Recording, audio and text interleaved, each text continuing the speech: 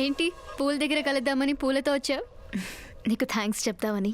థ్యాంక్సా? ఎందుకు? నీ వల్లే కదా ఆకాష్ నాకు పరిచయం అయింది. నా వల్లేంటి కొత్తగా? తను నీ ప్రేమ కోసం నీ చుట్టూ యూరప్ అంతా తిరిగితే. Crazy guy. యాక్చువల్లీ అలాంటిది ఏం లేదు. తను నీకు స్టోరీ చెప్పాడు. స్టోరీనా? అయినా ప్రేమలో పడేయడానికి స్టోరీలు చెప్తే తప్పు గాని తను బయటపడడానికి చెప్తే తప్పే ఉంది. అంటే తను చెప్పినవన్నీ అందమైన అబద్ధాలు. అలాంటి వాడిని నువ్వు ఓకే చేసావా? అలాంటి వాడు కాబట్టే ఓకే చేశాను.